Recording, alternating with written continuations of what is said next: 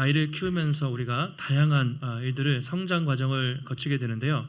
혹시 첫째 아이를 어린이집이나 유치원에 보내던 그 날을 기억하시나요?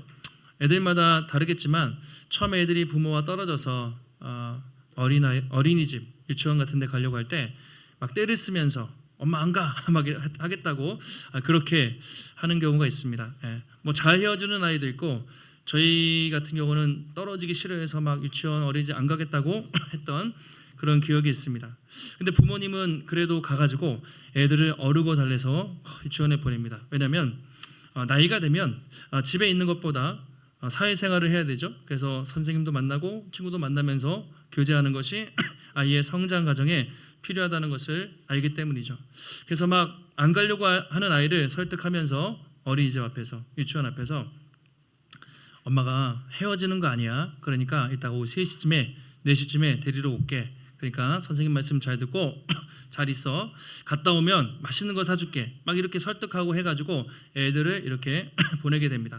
처음에는 애들이 헤어지는 게 부담스럽고 힘들다가도 시간이 되면 엄마 아빠 만나는구나, 다시 만날 수 있구나 라고 생각하면서 아이들이 이제 점점 적응해 가는 것이죠. 이것이 이제 아이들이 성장하면서 겪는 독립하게 되는 과정이죠. 이제 그렇게 유치원, 어린이집, 초등학교를 가고 중고를 졸업하고 이제 대학에 가면 또 자취를 하게 되기도 하고, 남자들은, 아들들은 군대를 가기도 하고, 결혼하면서 완전히 부모에게서 독립을 하게 되죠. 그래서 중요한 단계마다 우리는 이별이 아닌 그런 이별을 경험을 하게 됩니다. 또 오늘 제자들도 비슷한 순간을 맞이하고 있습니다. 지난 3년 동안 매일 동고동락했던 예수님과 헤어지는, 예수님이 떠난다는 말씀에 참 어린아이처럼 불안해하고 두려워하고 있습니다. 왜 주님이 떠나신다는 거지? 3년 동안 우리는 그분을 믿고 따랐는데 자꾸 어디 가신다고 하니까 참 많이 불안했던 것 같아요.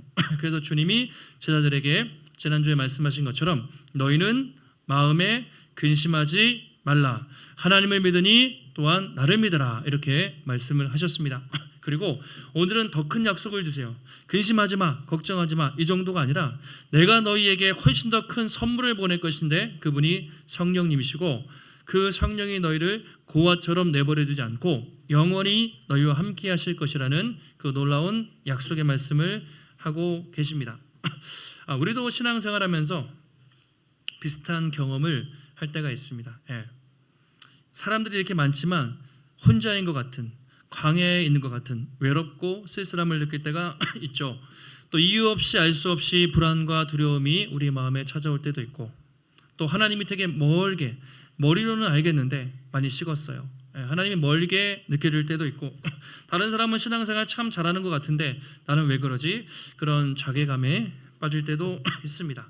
자, 그때마다 우리는 어떻게 우리의 신앙을 지키고 주님을 바라보면서 믿음의 길을 걸어갈 수 있을까? 오늘 말씀은 그 질문에 대한 답을 주고 있습니다.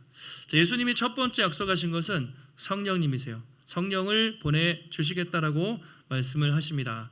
자, 우리 16절인데요. 같이 한번 14장 16절 함께 읽겠습니다.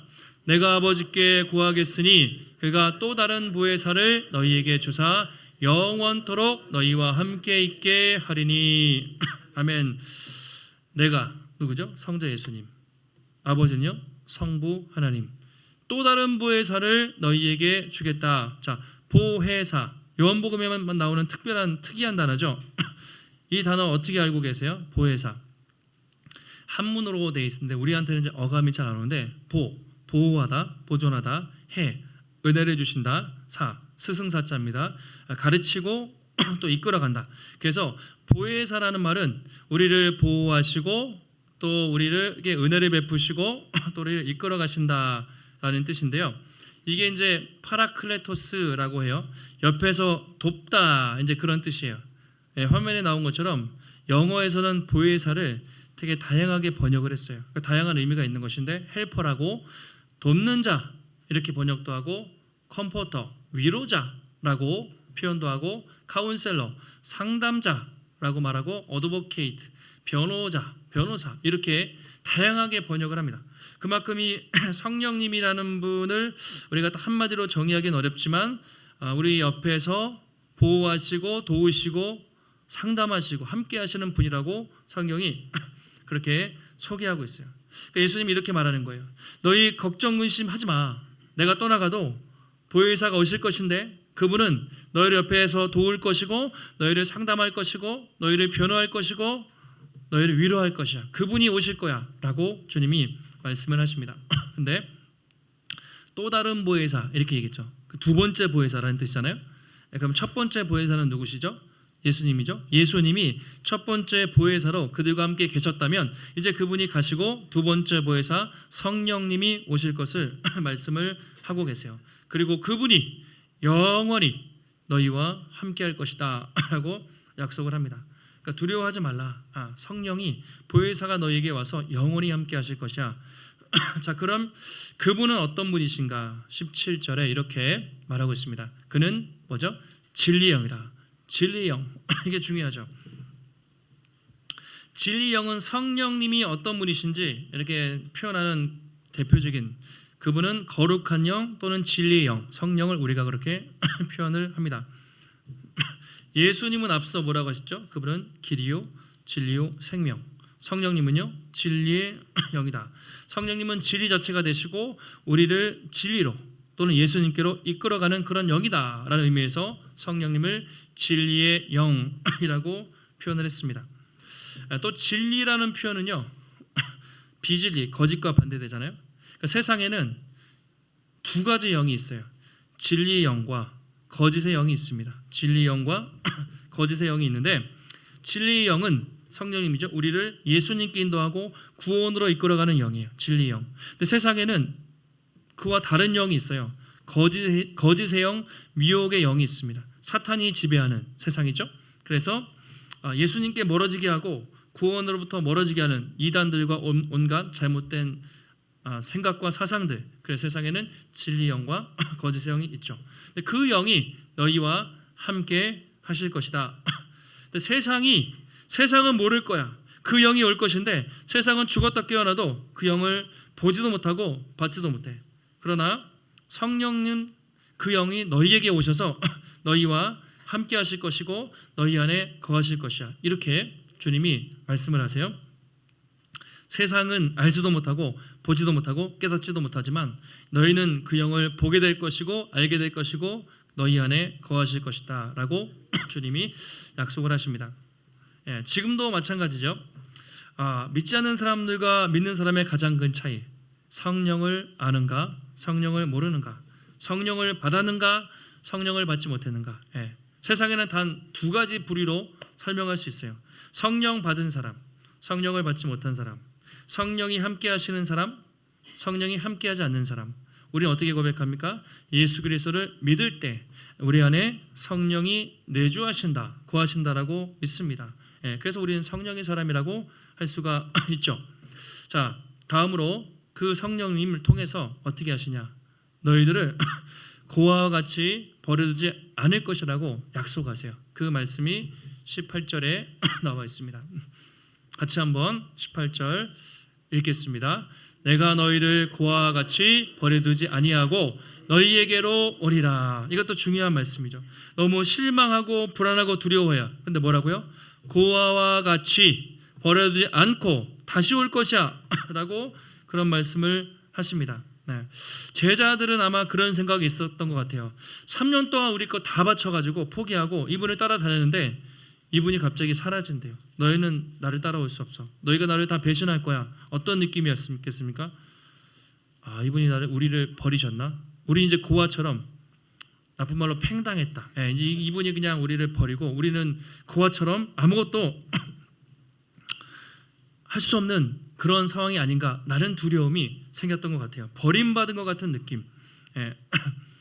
당시 이스라엘 백성들에게 고아라는 단어, 그리고 우리가 과부, 나그네, 이 세 세트잖아요. 그것은 지금도 마찬가지지만 그 당시에 이스라엘 백성들에게 가장 힘들고 비참한 사람들을 고아, 과부, 나그네라고 표현했죠.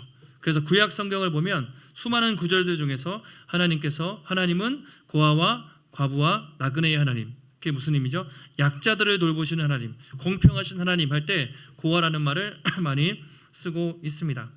네. 그래서 너희들 내가 버리는 거 아니야. 내가 떠난다고 버리는 것이 아니라 다시 올 것이야. 고아처럼 절대로 너희를 버려두지 않을 것이다 라고 말씀을 하십니다. 자, 그게 어떤 의미로 말씀을 하셨을까요? 이것은 얼마 후에 예수님이 몇 시간 후에 이제 이 밤을 넘기면 십자가에 못 박혀 죽으시잖아요. 죽으시고 그때 제자들은 다 흩어져요. 아, 우리 버림당했구나 라고 느낄 수 있지만 3일 만에 어떤 일이 있었습니까? 3일 후에 다시 살아나셔서 부활하신 주님이 제자들을 만나셨죠. 한 번도 아니고 여러 번 만나서 부활하신 주님이 다시 만나 주셨어요. 그리고 40일 계시다가 어떻게 했죠? 하늘로 올라가셨죠. 또 헤어졌어요. 그럼 주님이 어떻게 된 것이냐? 그 뒤로 얼마 후에 오순절에 성령님이 강력하게 부어 주셨습니다. 그래서 오순절 성령 강림을 통해서 예수님이 성령을 통해서 다시 오신 것이죠. 그래서 사도행전 2장을 보시면 많은 사람들이 기도하고 모여 있다가 성령님이 강력하게 임하고 방언을 말하면서 그때부터 복음이 전파되기 시작합니다. 수많은 사람들이 성령을 받아요. 성령은 예수님의 영이에요. 같은 말입니다. 그래서 예수님은 내가 곧 죽어 그리고 헤어지지만 내가 부활하시고 다시 너희를 만날 것이고 하늘로 올라가지만 성령을 너희에게 보내서 성령을 통해서 육신으로는 헤어지지만 영으로서 너희와 어떻게 해요? 영원히 이제는 그때부터 너희를 떠나지 않을 거예요. 영원히 너희와 함께 하실 것이다. 그렇게 약속을 하신 것이죠. 그래서 처음에 말씀드린 것처럼 아이들이 부모와 떨어질 때 분리불안 이게 심한 아이들이 있어요. 그리고 부모님이 불안한 경우도 있고 애들이 불안한 경우도 있는데 그게 계속 경험하다 보면 영원히 헤어지는 게 아니라 오후에 다시 며칠 뒤면 만나겠구나 그것을 알고 안심을 하는 것처럼 제자들도 안심을 시키는 거예요. 내가 너희를 영원히 떠나는 거 아니야. 십자가에 죽어.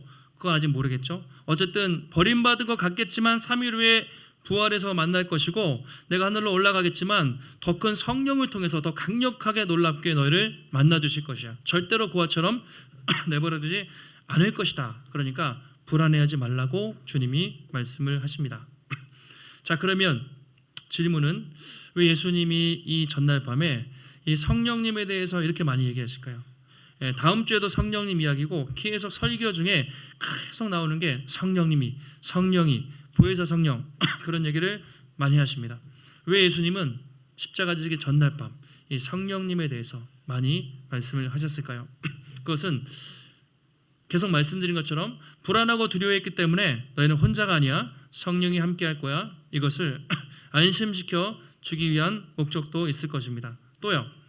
앞으로 제자들이 복음을 전해야 돼요. 전도해야 되는데 그들의 힘으로는 택도 없는 일이죠. 아무것도 할 수가 없어요. 그래서 성령이 오면 너희들이 능력을 받고 복음을 전할 수 있을 거야 라고 계속 성령에 대해서 강조하시죠. 그게 사도행전 1장 8절에 유명한 구절이죠. 오직 성령이 너희에게 임하시면 너희가 뭘 받죠? 권능, 파워, 디나미스라고 되어 있는데 그러니까 다이너마이트 같은 엄청난 강력한 성령이 임하시면 너희가 엄청난 능력을 받을 것이고 그 능력으로 예루살렘과 사마리아 땅끝까지 뭐가 될 것이다? 증인이 될 것이다 라고 말씀을 하시죠. 그러니까 온 세상에 복음이 전파되기 위해서는 성령님이 절대적으로 필요해요. 그들의 힘으로 할 수 없어요. 그래서 성령이 오실 거야. 그러면 더 큰 일도 일어날 거야. 걱정하지 마. 그리고 또 한 가지는 사도 요한이 요한복음을 기록할 때가 AD 100년 전후였는데요. 그 당시에 초대교회 이단들이 엄청 많았어요. 수많은 이단들이 막 이렇게 있었기 때문에 성령의 특징이 뭐랬죠? 진리형. 그래서 성령을 올바로 붙잡으라는 차원에서 또 성령을 강조하고 있습니다. 그러니까 나는 곧 떠나가지만 괜찮아. 내가 곧 돌아올 것이고 성령님이 오시면 더 큰 일이 일어날 거야. 괜찮아. 라고 계속 말씀을 하시죠. 그리고 다음 날 예수님이 십자가 지실 때 다 뿔뿔이 흩어지고 도망갔습니다. 완전히 실패한 것 같았지만 얼마 뒤에 오순절에 그들의 성령의 충만함을 받고 어떻게 됐습니까?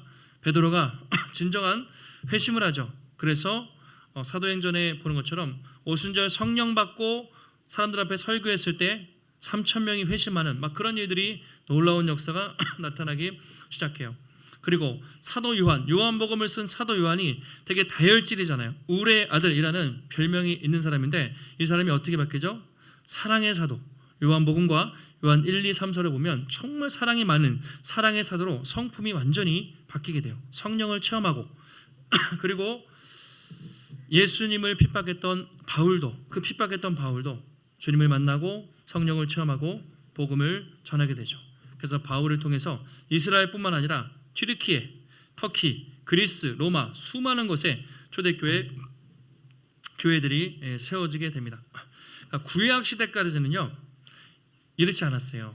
성령이 그렇게 물론 성령이 창세기 1장에 나오죠. 천지 창조할 때 성령이 함께 하셨지만 구약 시대는 숨어 계셨어요. 섭리 가운데. 그래서 삼손이라든가 예레미야, 이사야 같은 선지자들에게 특별한 시점에 잠깐 그들에게 임하시고 나오셨어요. 성령님을 체험하기가 힘들었습니다. 신약 시대 가장 큰 차이는 뭐냐? 오순절에 성령이 임하고 나서는 누구든지 예수를 믿으면 모든 사람에게 성령이 임해요. 그리고 성령님이 떠나지 않고 그 사람에게 내주하시면서 영원히 이끌어 가시는 놀라운 새로운 시대. 그래서 신약 시대를 새 언약의 시대라고도 말하고 성령의 시대, 교회의 시대라고도 말해요. 그만큼 중요한 말씀을 예수님이 하신 것이죠. 바울이 고린도 성도들에게 편지를 쓰면서 이렇게 말합니다. 3장 16절인데요. 같이 한번 읽겠습니다. 너희는 너희가 하나님의 성전인 것과 하나님의 성령이 너희 안에 계시는 것을 알지 못하느냐 이렇게 말하죠. 그러면서 거룩하게 살라라는 권면을 하고 있습니다.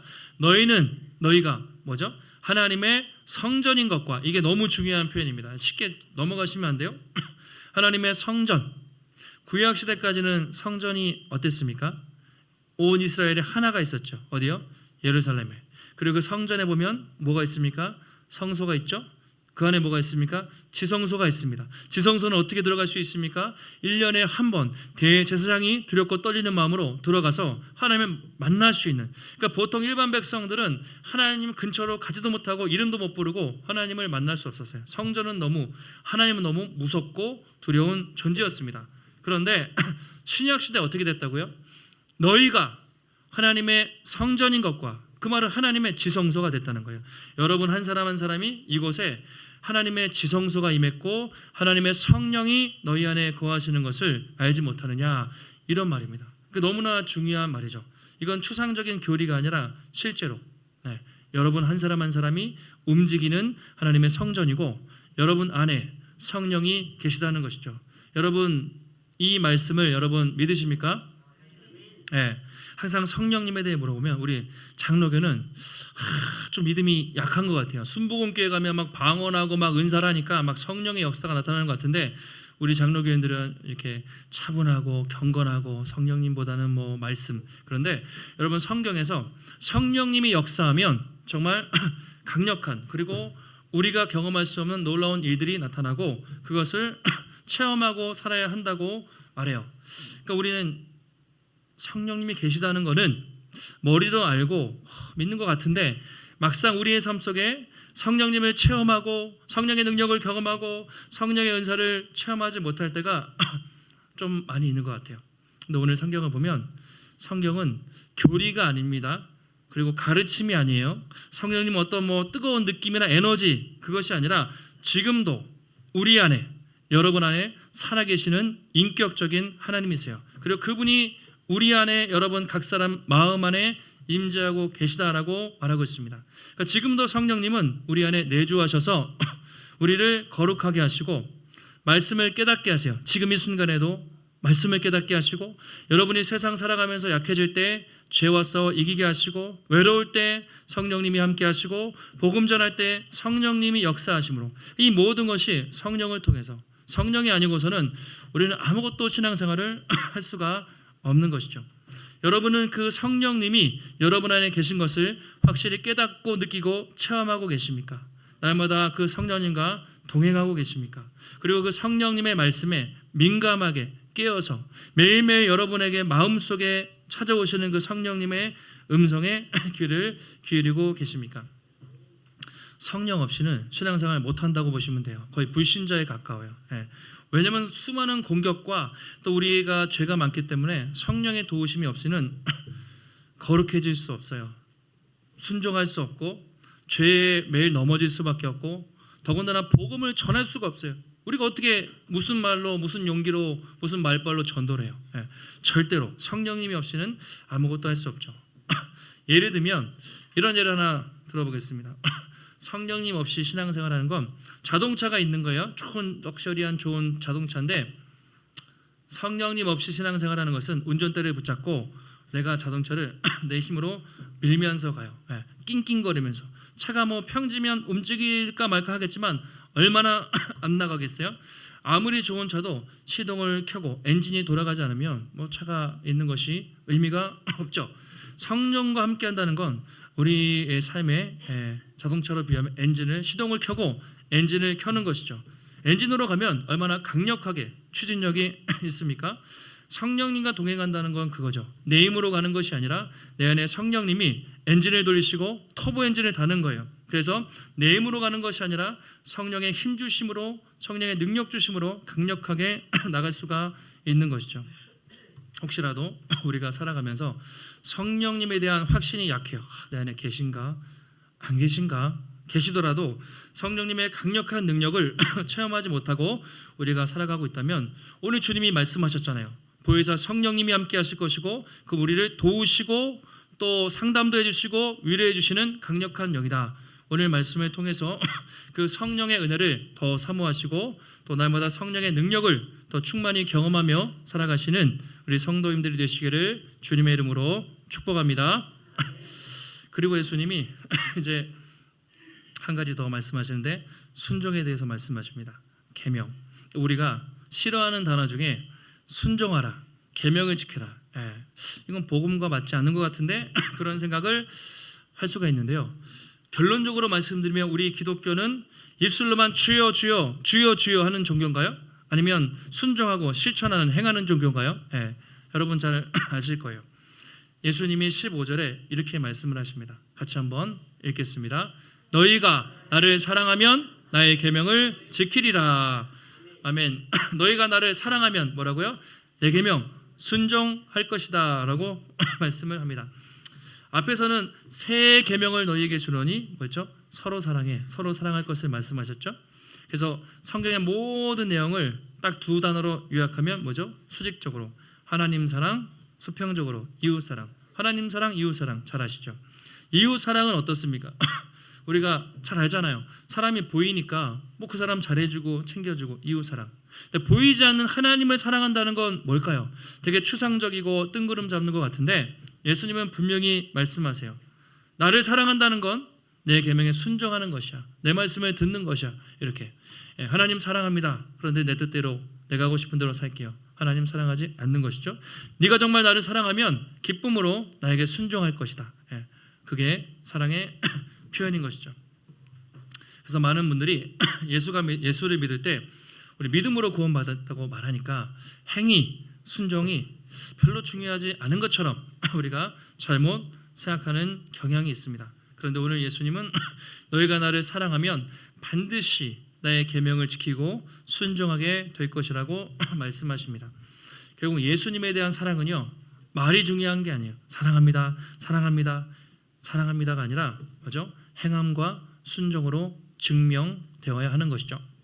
그래서 예수님도 주여 주여 하는 자마다 천국에 가는 것이 아니라 하나님의 뜻대로 행하는 자가 천국에 간다고 주님이 말씀을 하셨죠. 21절도 비슷한 말씀인데요. 나의 계명을 지키는 자라야 나를 사랑하는 자니 나를 사랑하는 자는 내 아버지께 사랑을 받을 것이고 나도 그를 사랑하여 그에게 나를 나타내리라. 그렇게 말씀을 하십니다. 나의 계명을 지키는 자야 나를 사랑하는 자, 그리고 나도 그를 사랑하여 그에게 나타낼 것이다. 23절 24절에도 성경에 계속 예수님이 비슷해요.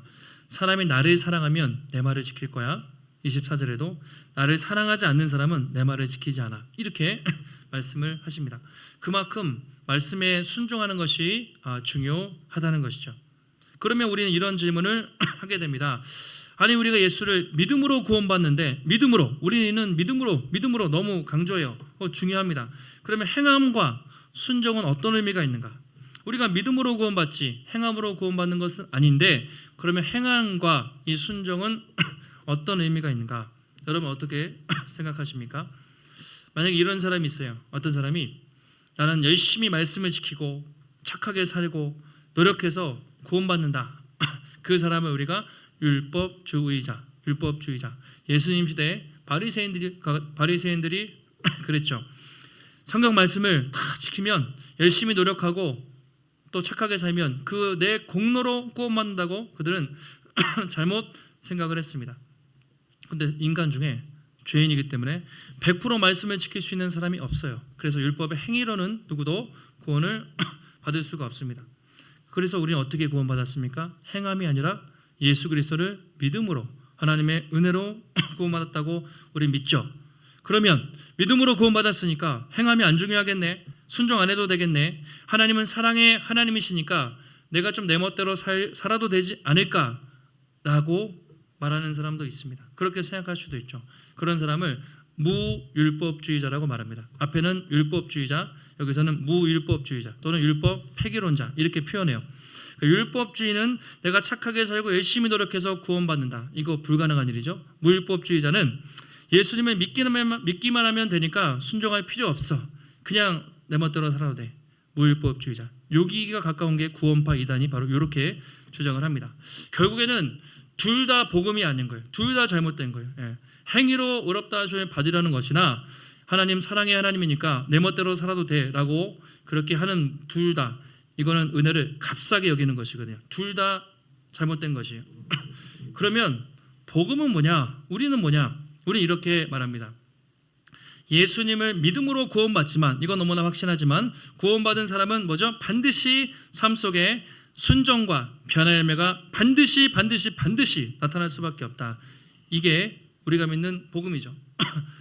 종교인들도 다른 종교인들이죠. 또는 기독교를 종교처럼 믿는 사람들, 복음을 믿는 사람들 다 겉으로는 순종을 하는데 결정적인 차이가 있습니다. 순종의 동기에 있어서 차이가 있어요. 예를 들어서 율법이나 종교를 믿는 사람들은 왜 순종하냐면 구원받기 위해서 착하게 살아야 돼. 그래야 구원받고 그래야 천국 가요. 뭐 이렇게 생각해요. 내가 말씀을 지키지 않으면 하나님이 벌을 내릴 것 같아서 무서워서 이렇게 순종하는 사람이 종교인 또는 율법적인 순종입니다. 근데 복음적으로 순종하는 것은 그렇지 않아요. 하나님이 나 같은 죄인을 참이 어리석고 불순종하는 이 죄인을 값없이 은혜로 그냥 거저 사랑하셨기 때문에 그 은혜에 너무 감사해서 그분의 사랑에 감사해서 내가 사랑으로 기쁨으로 순종을 하는 것이죠. 겉으로 볼 때 순종하는 것 같지만 결정적인 차이가 있어요. 무서워서 억지로 순종, 두려워서 순종. 우리는요 자발적으로 기쁨으로 감사함으로 순종하는 결정적인 차이가 있습니다. 군대 같으면 이런 거예요. 상관이 명령을 내려요. 하기 싫어도 안 그러면 벌을 받거나 욕을 먹으니까 이제 그래서 억지로 해요. 순종. 직장생활하면서 회사에서 평가를 잘 받기 위해서 인정받기 위해서 뭐 해야 돼요. 억지로라도 해야 돼요. 세상의 모든 순종은 그렇습니다. 근데 우리의 순종, 예수님께 대한 순종은 그런 게 아니에요. 주님께 잘 보이기 위해서 주님이 이렇게 하면 나를 벌 주실까 봐 두려워서 아니면 내가 이렇게 살면 하나님이 나를 인정해 주시지 않을까 그런 게 아니라 주님을 사랑하기 때문에 주님이 나를 너무나 사랑하셨기 때문에 나도 그 사랑에 감사해서 사랑하는 마음으로 자발적인 마음으로 기쁨으로 순종을 하는 것이죠. 예를 들면 여러분들이 누군가를 이제 사랑해요. 연애를 떠올리시거나 아이들을 생각하시거나 처음에 연애할 때 콩깍지 씌우면 어떠셨어요? 어제도 결혼식 갔는데 결혼식 가면 신랑이 막 무릎 꿇고 막 프로포즈하고 막 꽃들 주고 다 줄 것처럼 그렇게 하잖아요.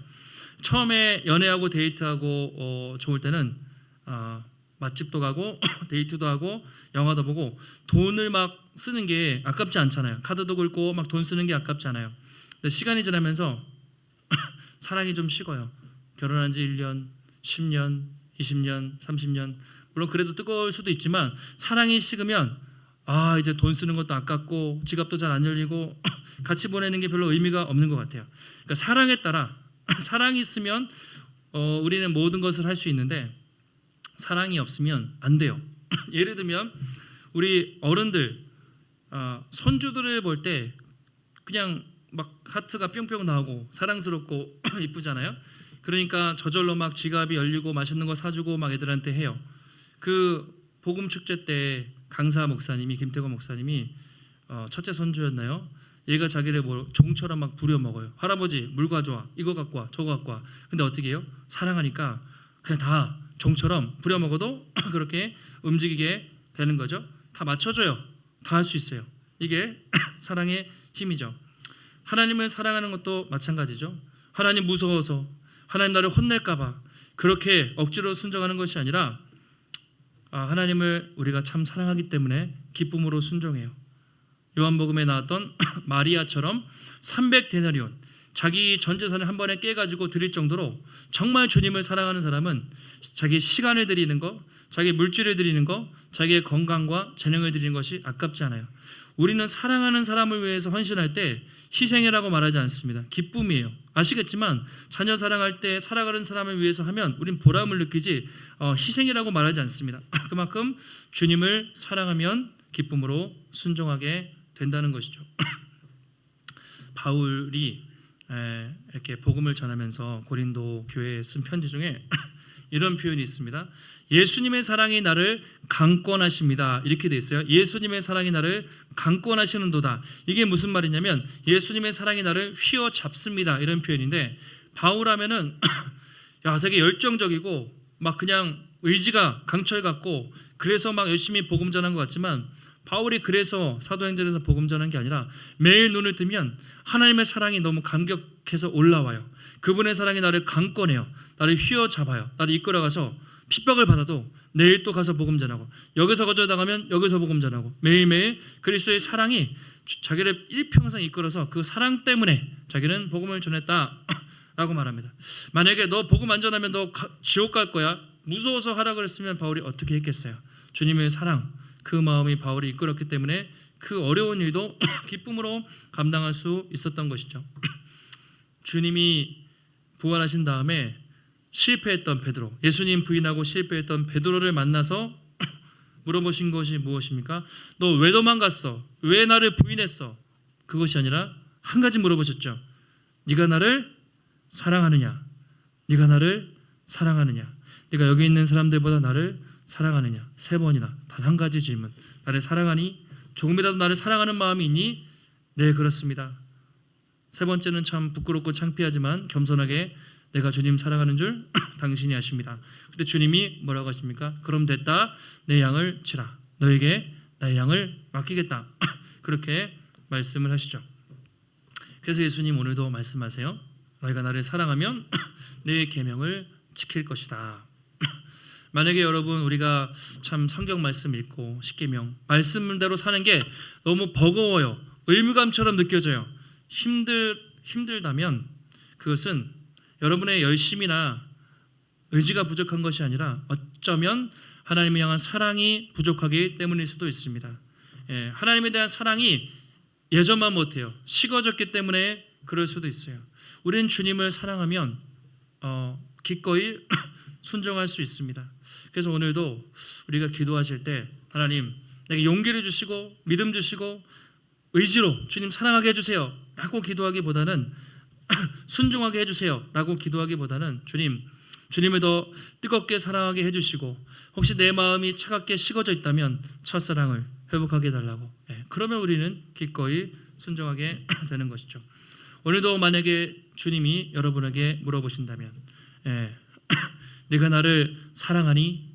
내가 나를 사랑하니? 얼만큼 사랑하니? 라고 물으신다면 여러분은 어떻게 대답하시겠습니까? 주님 사랑합니다. 내가 손해보지 않을 이 정도만큼 사랑합니다. 주님 제가 하고 싶은 거 여기 있는데 여기는 터치하지 마시고 이 정도 안에서 주님을 사랑합니다. 아니면 주님이 나를 위해 다 드리셨기에 내가 내 모든 삶을 드리는 것도 아깝지 않습니다 라고 고백하시겠습니까? 하나님이 우리에게 보여주신 사랑은 말로만 한 사랑이 아니었어요. 사랑한다 사랑한다 하늘에서 음성이 들린 게 아니었습니다. 요한복음 3장 16절 가장 중요한 말에 뭐라고 말하죠? 하나님이 세상을 이처럼 사랑하사, 끝이 아니죠. 그 다음에 뭐 하셨습니까? 독생자를 주셨으니. 그러니까 하나님이 인간을 사랑하셨을 때 어떤 일을 행하셨냐면 너희를 너무 사랑해 말씀만 한 게 아니라 성부 하나님 입장에서 사랑하는 성자 아들을 죽이는 그 사랑을 베풀어 주신 것이죠. 또 성자 예수님께서도 하늘에서 너희를 사랑해 얘들아 그런 게 아니라 친히 인간의 몸을 입고 내려오셨습니다. 그리고 십자가에서 죽기까지 사랑하신 거죠.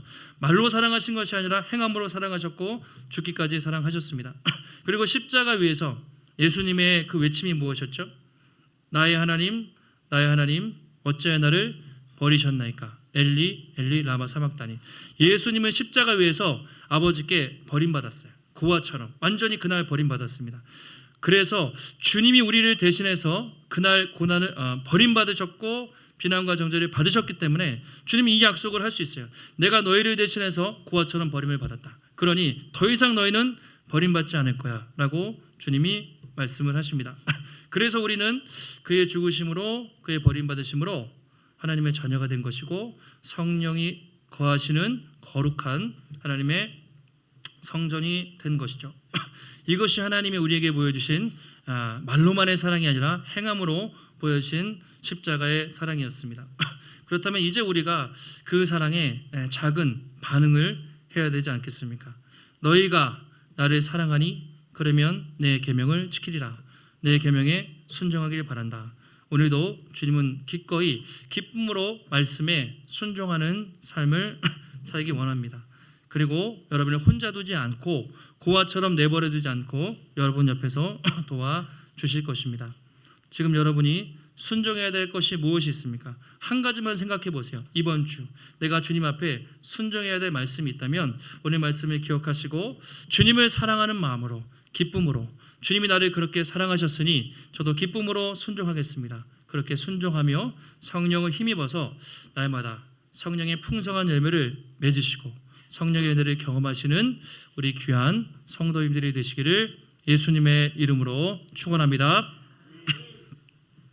하나님, 오늘도 우리에게 거룩한 주일 허락하시고 주님의 귀한 말씀 깨닫게 하시니 감사를 드립니다. 제자들이 예수님이 자꾸 떠나간다고 하시고 불안하고 두려워할 때 너희는 근심하지 말라. 하나님을 믿으니 또한 나를 믿으라. 그리고 내가 너희에게 성령을 보낼 것이니 두려워하지 말라. 그와처럼 너희를 결코 버리지 않겠다고 약속하셨습니다.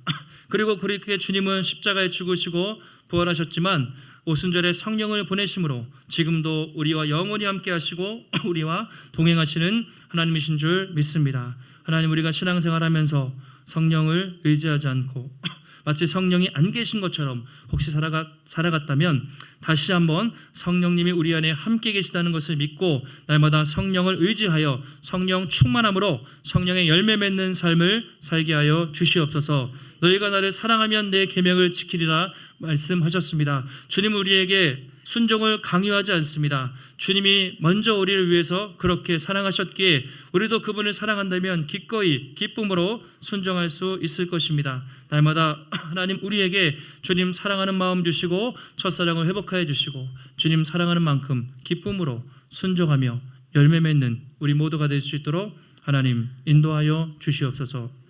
한 주간 오늘도 주님 앞에 나올 때 우리 마음과 정성을 다해 귀한 예물 드렸습니다. 하나님, 주님 위해서 드린 모든 손길들 축복하여 주시고 마리아처럼 내 인생의 모든 것이 주님의 것입니다. 하나님, 드리며 베풀며 살아갈 때 우리 인생 가운데 더 풍족히 채우시며 공급하시는 하나님의 놀라운 손길을 날마다 경험할 수 있도록 인도하여 주시옵소서. 모든 말씀 존귀하신 예수님의 이름으로 기도하옵나이다. 아멘.